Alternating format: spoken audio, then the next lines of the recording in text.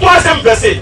Jésus dit, dans Matthieu 7, verset 21 et suite, il dit, ceux qui me disent Seigneur, Seigneur n'entreront pas tous au paradis, mais celui-là, ceux qui font la volonté de mon Père qui est dans les... Faire la volonté du Père qui est dans les cieux, là. Ça s'appelle être musulman. Le mot musulman c'est en arabe, musulman c'est en français. La définition c'est quoi? Être soumis à la volonté de Dieu. Quatrième verset. Jésus dit, lui-même maintenant Jésus dans son nom, il va apprendre à ses disciples ce que c'est que l'islam. Dans Matthieu 6 verset 10, Jésus dit, si vous voulez prier, dites, notre Père qui est aux cieux, que ton règne vienne, que ta volonté soit faite sur la terre comme au ciel. Bon, quelle est la volonté du Père qui doit être faite sur la terre et dans les cieux qui doit être faite sur la terre? Faire la volonté de Dieu dans les cieux et sur la terre, c'est être soumis à la volonté de Dieu. Être soumis à la volonté de Dieu, c'est être musulman dans la définition du terme. Je ne suis pas encore dans la pratique. Je suis dans la notion du mot musulman, dans la notion d'abord. Après, on va aller dans les pratiques. Alléluia.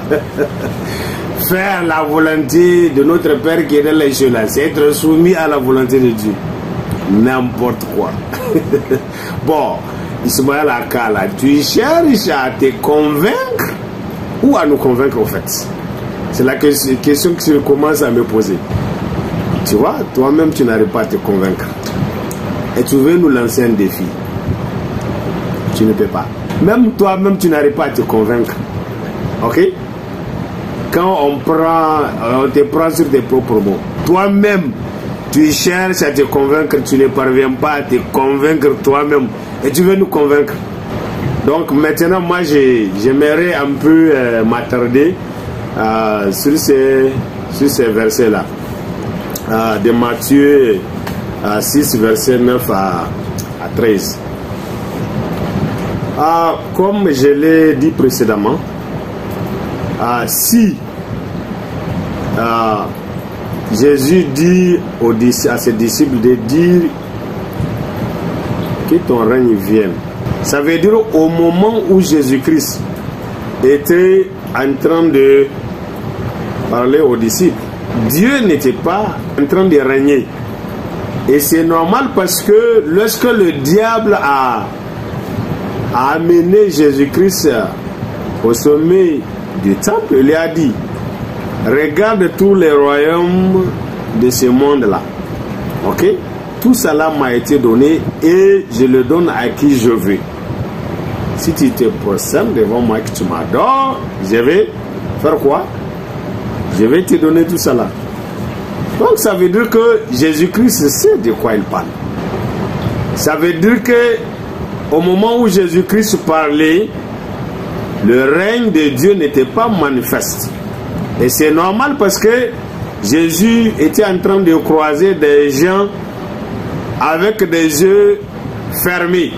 Il était en train de croiser des aveugles. Dieu, ils avaient deux yeux et pourtant ils ne voyaient pas. Pourquoi? Parce qu'il y avait un règne de ténèbres. Il y avait Satan qui était en train de régner dans leur vie, leur empêcher de voir.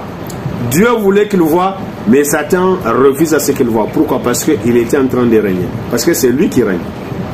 Quel que soit l'exemple que je veux prendre là, c'est comme ça que ça devrait s'expliquer. Donc, c'est pour cela, si les gens n'étaient pas en train de croire à Jésus-Christ, c'est parce qu'il y avait Satan qui était en train de régner sur leur cœur, qui leur empêchait de découvrir qui est Jésus-Christ, à plus forte raison de croire à lui. En d'autres termes, en ce qui concerne le règne et la volonté de Dieu, Dieu a de bons plans pour l'humanité, mais il y a une opposition. Pour que le règne de Dieu soit manifesté, il faut la collaboration des hommes. Jésus-Christ est venu préparer des hommes, des personnes qui vont prier, qui vont collaborer pour la manifestation du règne de Dieu sur la terre. Jésus-Christ apprend à ses disciples que Dieu a un bon plan pour l'humanité. Il veut pour l'humanité une vie heureuse, une vie dans l'harmonie, une vie dans la paix, pas une vie dans les larmes, pas une vie de souffrance, pas une vie d'agonie.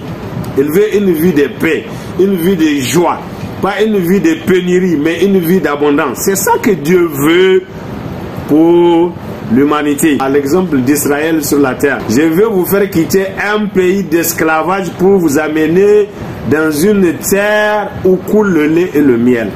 C'est ce genre de vie que Dieu veut pour l'humanité. Et c'est ça que Jésus-Christ dit à ses disciples, de rechercher pour l'humanité, en priant, réclamer la manifestation de la volonté de Dieu, des plans de Dieu, du règne de Dieu sur la terre.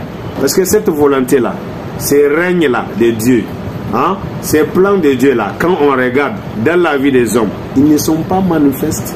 Donc, sur la base de cet autre verset-là, tu vois, ton affirmation de Jésus-Christ est musulman. Ça reste et demeure encore une simple affirmation gratuite. On avance sans toutefois oublier que la définition de base était fausse dès au départ.